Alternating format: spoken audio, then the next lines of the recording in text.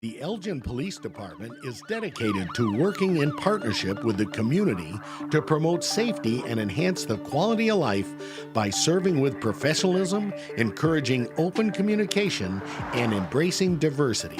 Engaged. Partnering with our citizens and involved in our community. Progressive. Embracing innovative strategies while maintaining proven practices. Dedicated. Serving with integrity and professionalism. Elgin became an incorporated city in 1854 and installed its first police marshal, George W. Renwick. Over the years, the title of the head law enforcement officer changed from marshal to chief.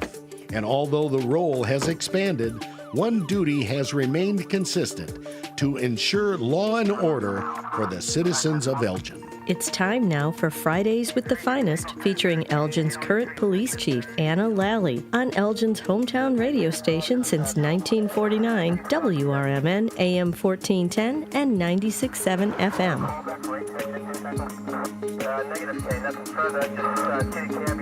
Here once again, Fridays with the Finest. Chief Anna Lally is here, and she's got the upper brass with her today, and she has her two commanders. Yeah. So we're going to let the chief introduce and welcome everybody on in.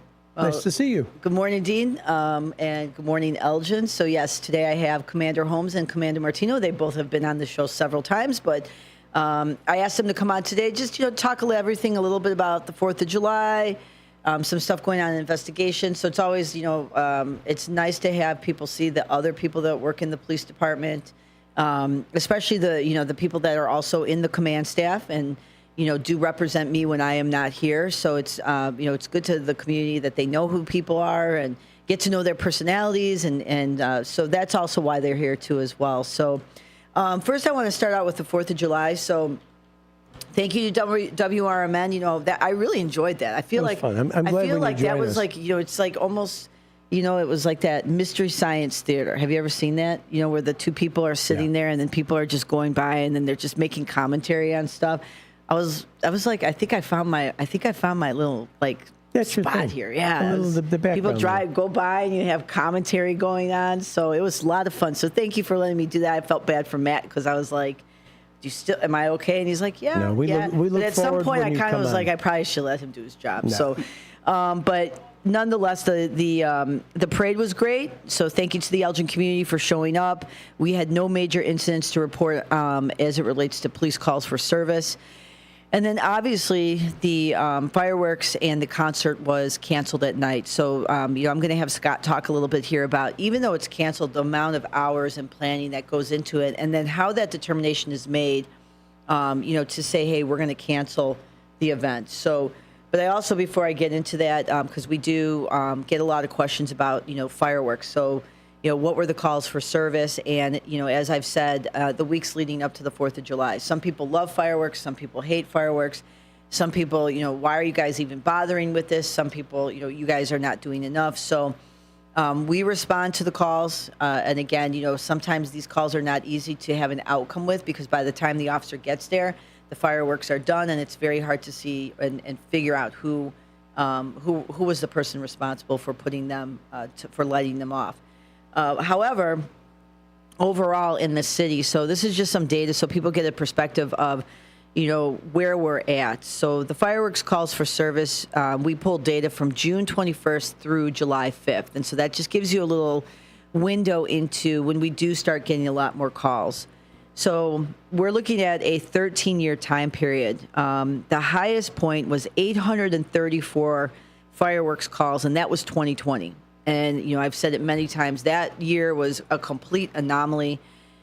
A lot of things going on with COVID, the pandemic, people being at home, events being people not being able to go out. So that was the highest year in the past 13 years. And then in 2021, we had 509, 2022, 442, 2023, 337, 2024, 238. 2025, 306, and 2026, 321. So, we're kind of back to what we usually had in 2015, 2016. Again, our lowest year ever in 13 years was 176 in 2019. Highest in 2020, 834. right? And so because those years are right next to each other, and then you start thinking about what other factors cause people to be involved in this type of behavior. So in 2020, there aren't any firework events going on. People are stuck at home, right? There might be some frustration. And then 2021, as things kind of level up and the pandemic ends, you kind of see those numbers adjust a little bit. So, overall, when I look at a 13-year trend, there's nothing of major significance here. We are a big city. We are the 6th largest city in the state of Illinois. The officers did write some citations on some of these calls. I am aware that sometimes, that efforts, our public education, talking about it, doing walk and talks in areas where we have high fireworks, we will still continue to do that. And sometimes I know that that's not, that's not enough, because if people hear fireworks, especially if it's bothering them, but we still will continue to make those efforts and do those efforts to show our community that we are aware, we are putting some strategy behind, what we're doing. It's not just, hey, fireworks are happening, everyone have a good day, right? We're trying to do as much as we can, given the resources that we have. So, but Scott, can you talk a little bit about, obviously the concert was canceled and the fireworks. So how does that work, even up into the last minute, so that gives the community a little perspective? Yeah, so weather's always something for every event that we put on there and watch. And the whole week leading up was something that we had constantly talked about. So for that day, the calls to cancel either were supposed to be 7 o'clock in the morning for the parade or 3 o'clock for the fireworks. The weather was changing all day. We were watching it all morning during the parade. It was like, oh, I think we're going to be good. Oh, I think it's going to rain in between before the concert starts. And up until the last minute at 2 o'clock, so for every event, we're always registered for briefings from the National Weather Service if there's any potential weather. Like if there's nothing going on, they don't do any briefings. But when there's storms around, they always do briefings, and they usually do it hourly, specifically on days like that. So at 2 o'clock, I was in the command post, with Amanda and a representative from the fire department, and we were going through their briefing. And they're like, oh, this is what it is. This is what it looks like. It's going to hit your area about 2:45, but it might only last an hour, and we can't really tell what's behind it. On this briefing, there's also several other municipalities around that are listening in too, worried about their events. And up until that point, we were still going to go. Mm-hmm. It was a conversation of how much time do we really need to set up, because it was really during the setup window. What does that look like? So Amanda had called in a couple of, members from her team, like, hey, can we do this? How do we do it? And then I think at that point when it came in, it was much worse than they were saying in that briefing. It was so much worse. We're sitting in the briefing, they're like, yeah, it's going to rain for, it looked like we were in a car wash. Yes. At 3 o'clock. That's a good way to describe it. Yeah, so it was so windy, and the downpour was so much heavier than they had really kind of led us to believe. That kind of at that point, the call was made, like, we can't do it. And it really has I don't want to say no bearing, but it's not for that time window when the event was supposed to happen. It's all the prep that's supposed to happen before it, setting up the fireworks, making sure there's a window that they can set that up and keep them dry. Wind for the stage, rain, the water, all that stuff. There were some pictures out there for, they were trying to set up some of the food vendors, and some of their stuff got blown over. Now, thankfully, a couple of them were able to come back the next day for the watch party for the World Cup. Yep. So that they didn't get a complete washout on all the food that they had prepped for that day. So that was good. But yeah, you watch up to the last minute, because there's so much prep, and we were all here. We were all in the briefing ready to go just in case it was going to go. And we don't really want to cancel it. Yeah, no, it's a long day, right? The officers, we get in, the parade starts at 9, but our briefing is at 6:45. Some of the officers come in even earlier than that to take care of vehicles that are on the parade route. You're briefing at 6:45, then you're out in the parade, right? And then we take a little break in the afternoon, and usually that's when everybody grabs some food and just kind of, decompresses a little bit, because it's, the officers are standing in.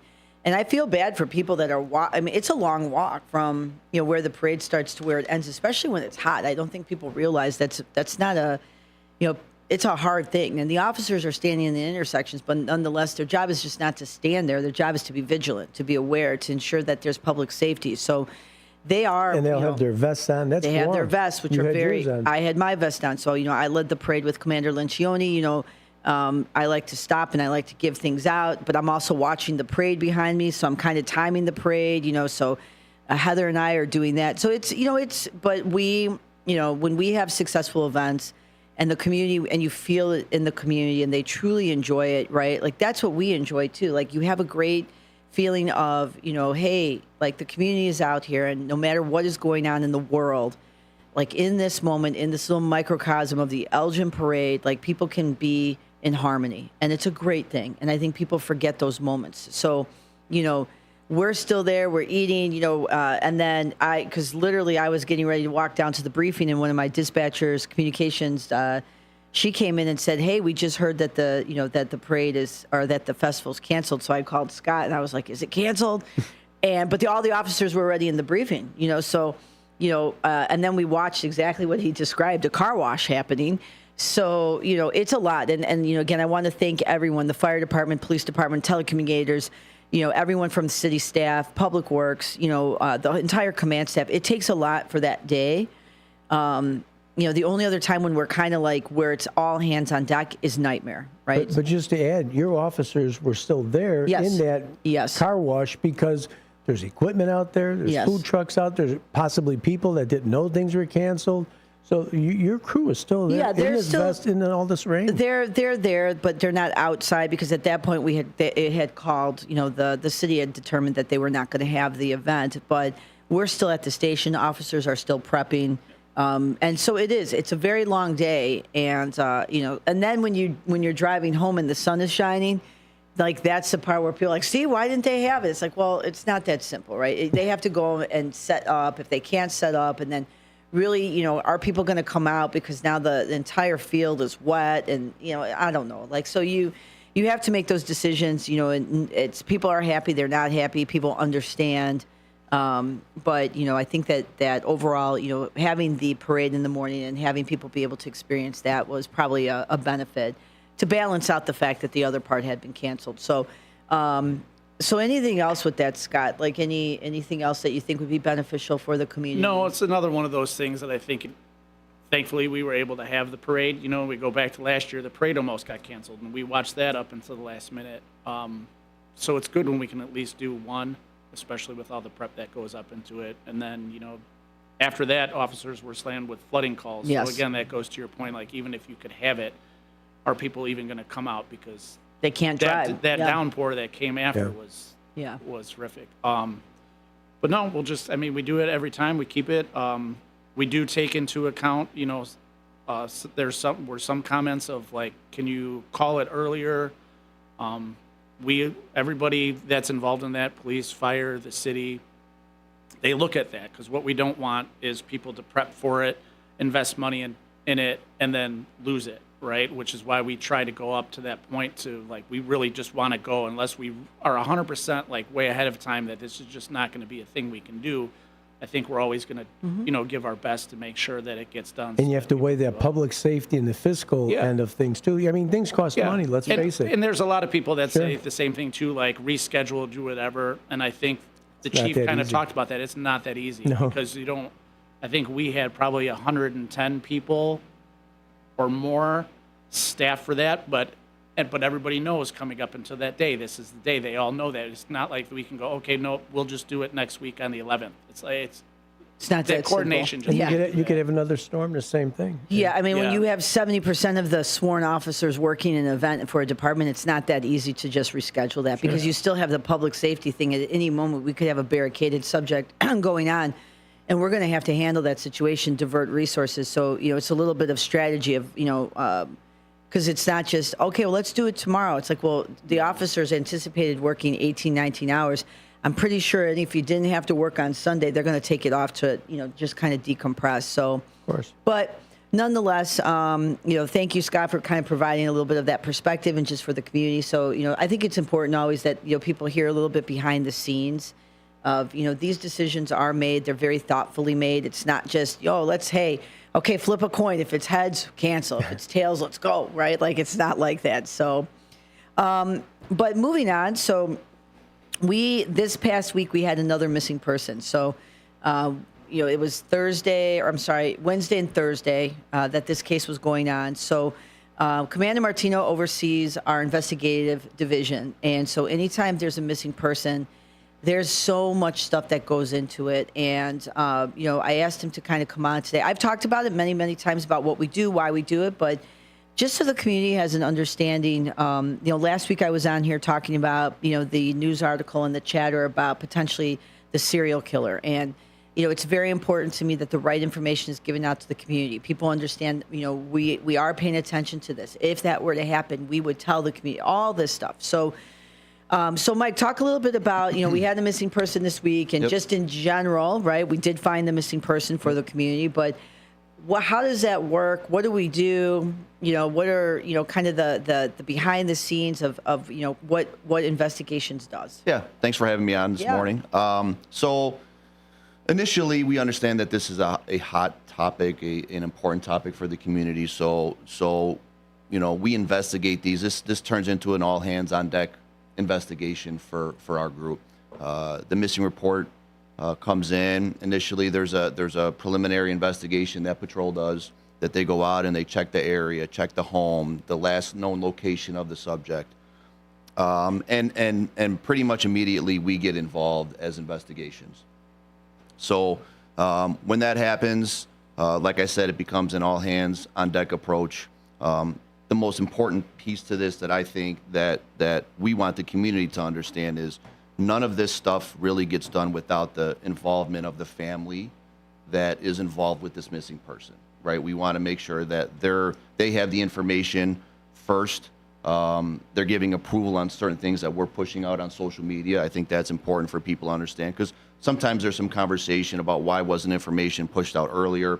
A lot of that is, one, the information that we push out has to be 100% correct. And two, we want to make sure there's nothing that we put out that the family isn't aware of. That's extremely important from our perspective. And then at that point, there's an open line of communication throughout the whole investigation with the family. We'll have a lead detective that has that ability to reach out to a family member. And then our detectives go through the process, checking financials, social media, combing through video is an important piece, and ultimately developing leads. And we try to provide updates as much as we can to the community. Just know that even if there's not an update that's happening every couple hours, that until that subject is located, our detectives are working constantly to try to locate that person. And it may slow down a little bit as they're developing leads and waiting on legal services, search warrants, different things like that to come back. But at the end of the day, we, from the investigative piece, it is an all hands on deck approach, because we know that, if this was our family member, if this was somebody that we wanted, located, that's what we would want, the service that we would want from our department to go and try to find one of our loved ones. So we understand it's an important topic. It's been a hot topic for the community.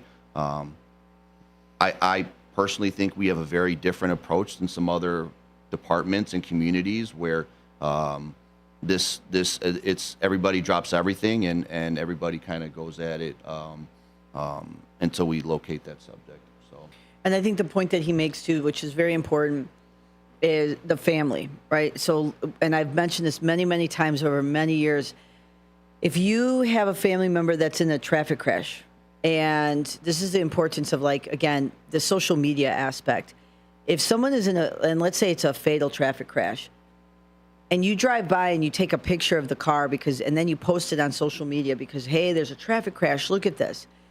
So the issue becomes which is why for us, when we're out there investigating, we're not making any public statements about, if someone is deceased, because the fact of there's a component that you have to notify the family and tell them respectfully, tell them appropriately. Because can you imagine the way that you find out that the person, one of the people that you care about the most in the world, that they've passed away, and it's because you saw something on social media? Yeah. So we are and even with missing people, if your family member goes missing, but let's say for whatever reason, you're embarrassed or there's an issue, you're not going to want us to put that out there without your permission. So I think it's very important that we talk about the family. We talk about what it means to be respectful to the family, especially when there's maybe there's some personal stuff going on that we're not aware of. And you don't want to flag that to the community. If you have personal stuff going on in your family, do you want everyone to know about that? Yeah, so we also, it's very important we get the permission of the family, and then timing also. They may not want it out immediately. Maybe a couple days goes by and then they're like, okay, you know what? We're finally going to say something because we've told our family or we've told our friends, so they're not blindsided. So in terms of just like with, kind of the process of, what are some of the things that investigative wise that we do? So, the biggest piece that we have at our disposal here, obviously within the city, is cameras. So we can go through, we have an extensive camera system that our detectives and our technical investigations group will kind of go through to see if we can backtrack from their last known location. And there's been a number of instances where we've had success locating that person because of that, or at a minimum, maybe seeing that they hopped on a train or were picked up by a taxi or had a vehicle that they got into, that now it just develops into another lead where our detectives can kind of figure out where they go next in that regard. So to me, that's probably one of the biggest pieces that helps us. And then you get into different financial things. So if somebody has a debit card or a credit card and the family is able to provide that information to us, we can do search warrants to see if that card's been used. And track them that way. It leads to another town. Then we can do video pulls from that town with the assistance of other agencies. Working with Metro here, obviously the train in town, a lot of people will hop on trains. So we have a great relationship with Metro where we can kind of reach out to them and they'll help provide some of that information for us. Taxi services, those are kind of the big ones that we use now. And then social media. There's a lot of, we've run into some situations where people don't have phones. That becomes difficult for us, but a lot of people will communicate through social media. So our detectives have the ability to kind of to reach out to social media groups and see if there's been any conversations or they've been reaching out or having any conversations through social media. Are the cellular companies like cooperative? Do you have, like if you want to, I don't know if they call it pinging it or whatever. Yeah. If you knew my cell phone number, are you do you have this, because I hear you say a search warrant to find other, Yeah, so there's different, banking. there's different things that we have to show that there's exigent circumstances that are involved in this, right? And so we gather all the information, we provide that to the because that could be a ping on a cell phone. It could be so invaluable. We'll ping cell phones, but obviously we have to kind of make sure that we're within the framework of having the legal standing to do that. Right. And so it's not an invasion of privacy. Yeah, absolutely. Gotcha. And we understand that, so we'll provide that information to the cell phone companies, and then to be honest with you, it's kind of up to them if they feel like that's an exigent circumstance, and then they'll provide that information to us. Yeah. And look, at the same time, we'll also do. If we need to, we'll have the search warrants ready, and the cell phone companies are pretty readily available to provide that information to us. It's nice to have you have a partnership with them, and I'm sure because they've built a trust, because you just don't push the panic button. And look, we all have the same goal here. We have this conversation all the time about, hey, should we or should we not do certain things? We're trying to find somebody here. We're trying to make sure that they're safe. And I get there's this conversation of, are we invading their privacy? We fully understand that. But for us, we're trying to make sure people are safe and that families can reunite with their loved ones. So, that's the mentality that we use when we're trying to look for somebody. And it's very hard to be anonymous in 2026. Yeah. I mean, if you really think about it, can you truly be anonymous? You could choose not to use a cell phone. You could choose not to have social media. You could choose not to have a debit card, or a credit card. But you really can't choose unless you stay somewhere where there's no, like you just stay inside somewhere. If you walk anywhere, the likelihood or probability that you might be on a camera, that is where, this kind of. Like you said, someone shooting a picture of. Yes. They're doing a group shot and you happen there to be you are. walking in the background. So it's very hard. And I think our detectives do a really phenomenal job, like utilizing, technology, which has made our job, essentially easier for some of these cases. But technology, especially social media, has also, you now have this other element of making sure that the information, it's not disinformation or misinformation, because that's very hard to, many times I'll come on the show and talk about, this is not happening, or here's the right information. And so, and if you spend your entire day, like if we're on social media and we spend our entire day just saying, that's not true, this is not that, like, it has to rise to a certain level, right? People's opinions are their opinions, but,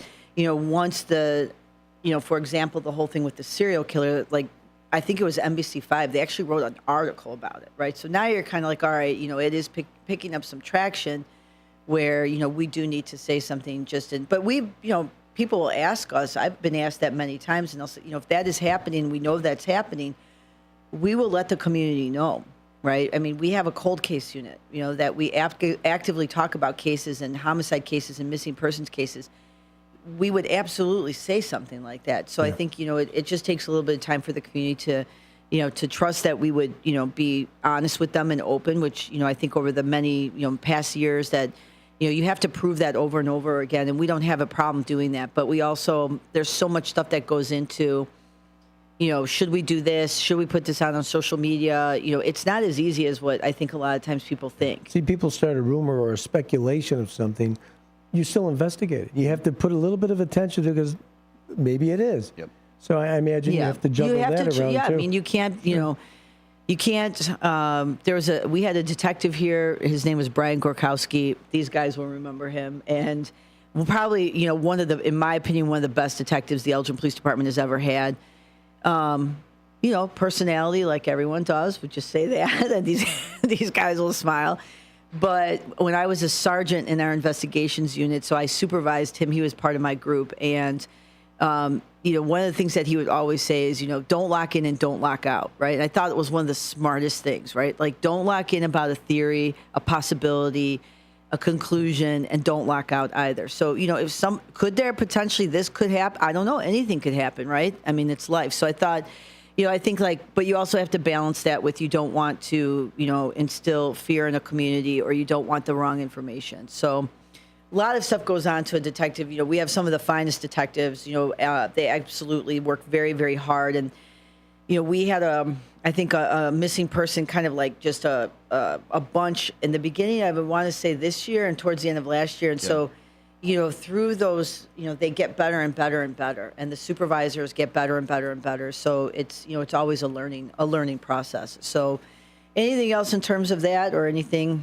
with that? No, with cases? that's it. That's pretty much, like I said, I think the most important piece is that, if people are looking for updates, just have it in the back of your mind that, like, we're working with the families, and the information will get out when the families are comfortable with it. And if we have to end up taking some of the heat for that, we understand, but our job is to make sure that the family is taken care of. And there's that juggling piece as it is. If I came and want to report my loved one missing, you have to analyze, well, why is he doing, is there really something here? Yeah, so there's a piece of that we look into it, but I will tell you that to a certain extent, if you come in and you need somebody found, no matter what it is, we're going to do our best to You're going to pursue it. That's good to know. Okay, well, that's it. So thank you guys for coming on the show. Appreciate it. So the next 2 weeks, so I will let the community know. So I will not be here next Friday or the Friday after. So I am taking some time off. I got some stuff going on. So I will be back in 2 weeks. Obviously, if there's anything that the community needs, please let us know. And I hope everyone has a great, enjoyable weekend. I know there's some World Cup games happening tomorrow. So, if you are celebrating, enjoying, watching the game, please do so responsibly. Commander Martino, Holmes, thank you very much for being here. Chief Anna Lally, as always, one of our best shows that we produce here. Everybody loves to hear what you folks have to say. We'll be back in just next week. We'll talk to you soon.